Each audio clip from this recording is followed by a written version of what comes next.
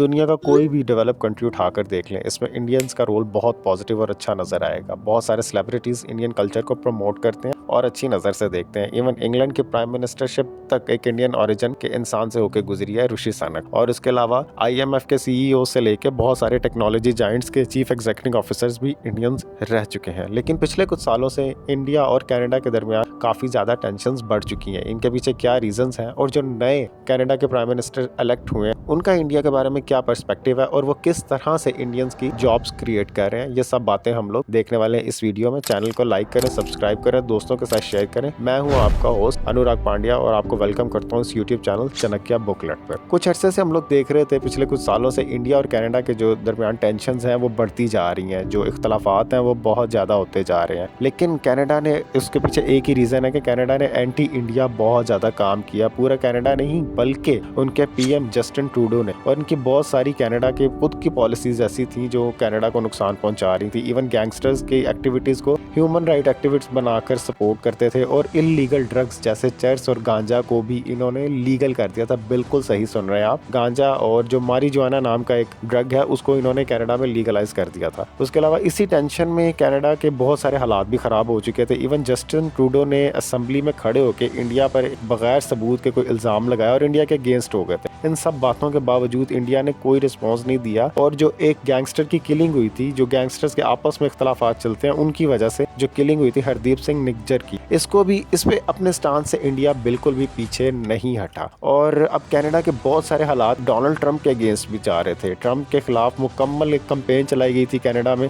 और Donald Trump चूंकि illegal immigrants को और सबको निकाल रहा था, तो ये बात जस्टिन ट्रूडो खुद भी समझने से कासिर थे। मतलब समझ ही नहीं रहे थे कि यार ये सब चीजें कैसे कनाडा के लिए पॉजिटिव होंगी। लेकिन अब जो रिसेंट प्राइम मिनिस्टर इलेक्ट हुए हैं कनाडा के, जो आप स्क्रीन पर देख सकते हैं, इनका नाम है मार्क कैरी। ये स्क्रीन पे आप देख रहे हैं, ये नजर आने वाला एक व्यक्ति किसी भी अभी तक मुल्क के बारे में कोई ओपन स्टेटमेंट इशू नहीं कर सका एक्सेप्ट इंडिया। इन्होंने अभी अमेरिका के बारे में या उनके अमेरिका के अगेंस्ट या चाइना या बाकी बड़े कंट्रीज के अगेंस्ट या उनकी फेवर में कोई भी अभी तक कोई स्टेटमेंट नहीं दी एक्सेप्ट इंडिया।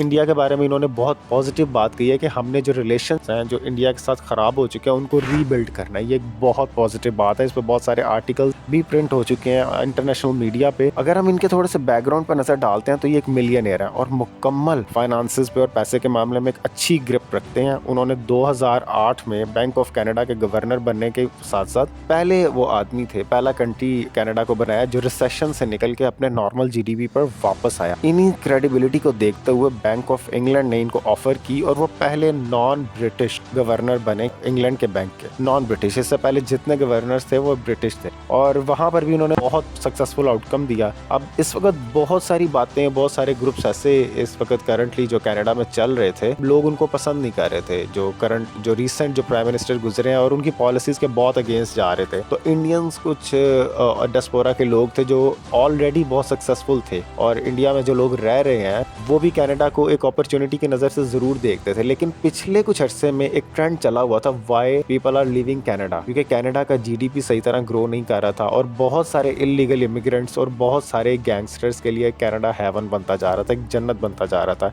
अगर हम पिछले कुछ डियास्पोरा के इंडियंस को देखें, जो इंडियंस ऑलरेडी कनाडा में सेटल हैं, तो उनमें टॉप ऑफ द लिस्ट जो नाम आता है वो है प्रेम वात्सा, जिन्होंने कनाडा को जिनको कनाडा का गौतम अडानी भी कहा जाता है। उन्होंने माइनिंग और पेट्रोलियम जैसी मेजर इंडस्ट्रीज को बूस्ट अप दिया था कनाडा में और ऑलमोस्ट 2 लाख से ज्यादा लोग कनाडा में जॉब्स कर रहे थे इनके अंडर, जो एक बहुत बड़ी पॉजिटिव बात है, बहुत ही ज्यादा बड़ी पॉजिटिव। लेकिन अब रीसेंट डियास्पोरा इंडियंस में अगर हम बात करें, जो कुछ गैंगस्टर्स थे जो इंडिया से भागे हुए थे, जिनको इंडियन पुलिस ढूंढ रही थी, वो जाके कनाडा में सेटल हुए थे और अपना कारोबार बहुत अच्छे से, मतलब गैंगस्टर ने क्या कारोबार करना है, गैंगस्टर ने जो भी कारोबार करना है वो कनाडा में अच्छे से बहरहाल कर रहे थे, ये बात मैं कह सकता हूँ। और गैंगस्टर ग्रुप जस्टिन ट्रूडो की कुछ अजीब पॉलिसीज में ये भी थी कि वो उनके साथ भी बड़े हमदर्दी थे। अब ये तो वही बता सकते हैं कि क्या हमदर्दी थी। अमेरिका भी इन पॉलिसीज से कनाडा के अगेंस्ट था और इसी बातों से खिलाफ हुआ था और बहुत सारी चीजें अमेरिका ने ओपनली कनाडा के अगेंस्ट आके बोली हैं। उन्होंने इंडिया से, अब जो रिसेंट प्राइम मिनिस्टर इलेक्ट हुए, उन्होंने इंडिया से न्यू रिलेशंस बिल्ड करने की बात की। और अभी तक किसी भी कंट्री के बारे में बात नहीं की। जो इंडिया के लिए जो वीज़ा रिस्ट्रिक्शंस थी अभी तक बहुत ज़्यादा लग चुकी थी, और जॉब रिस्ट्रिक्शंस थी, जो डायरेक्ट एम्प्लॉयमेंट होती थी इंडिया में बैठे आप इंटरव्यू देते थे, वो भी अब कम होने की बहुत ज़्यादा उम्मीद है। और हर साल जो हज़ारों इंडियंस जॉब के लिए कनाडा में जाते हैं, दैट डजंट मीन कि वो कनाडा के लिए जॉब कम करते हैं, बल्कि जॉब क्रिएट भी करने जाते हैं बिजनेस पर्सपेक्टिव से। वो भी दोबारा स्टार्ट होने वाली है। इनकी नज़र इंडिया के साथ साथ अपनी इकोनॉमी और इंडियन बढ़ती इकोनॉमी पर भी है। इंडिया को भी वो ग्रोइंग इकोनॉमी देखते हैं, पूरी दुनिया जानती है कि 3rd लार्जेस्ट इकोनॉमी है इंडिया में। तो अब देखते हैं उनकी परफॉर्मेंस कैसी रहती है, क्या वो कनाडा अपनी पुरानी गलतियों से सीखेगा या कुछ नया बिल्ड करने वाला है। उम्मीद करता हूँ वीडियो आपको पसंद आई होगी। अपना ख्याल रखिएगा। Have a nice day.